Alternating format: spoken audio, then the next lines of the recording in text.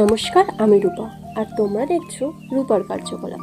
চলো আজ তোমাদের সাথে শেয়ার করি দুধশুক্তো রেসিপি।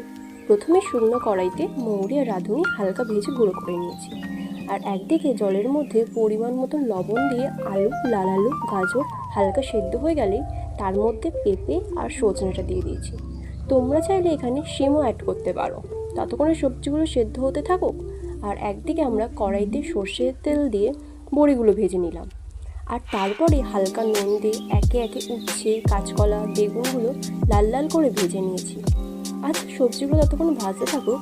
তোমরা কমেন্ট করে জানিও তো কে কোথা থেকে আমার ভিডিওটা দেখছো।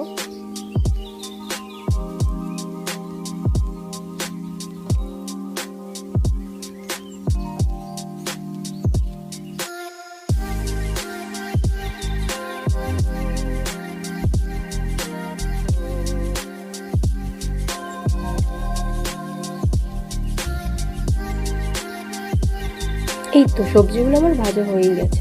এবার কড়াইতে আবার একটু সর্ষের তেল দিয়ে তার মধ্যে 5 ফোড়ন আর তেজপাতা দিয়েছি ফোড়নে।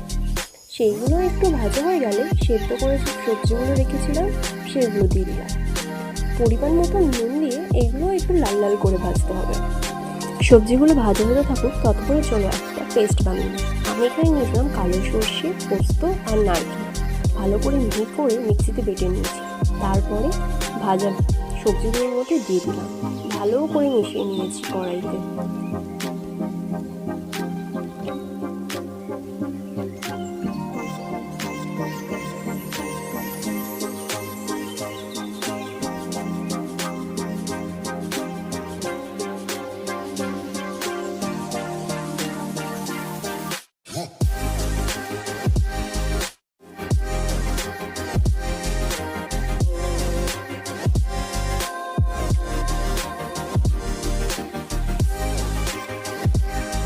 এবার এখানে অ্যাড করব 1 কাপ নারকেল দুধ, 1 কাপ লিকুইড দুধ ফোটানো আর 1 কাপ জল।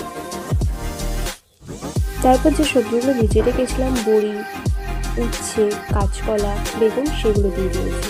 সমস্ত কিছু একটু ভালো করে মিশিয়ে নিয়ে সেদ্ধ করতে সময় দিতে হবে।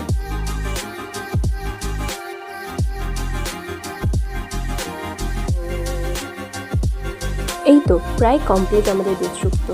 লাস্টে রেসিপিটা ফিনিশ করলাম আমি যে আগে থেকে মৌরি আর রাঁধুনির ভাজা যে গুঁড়ো মশলাটা ছিল সেটা দিয়ে।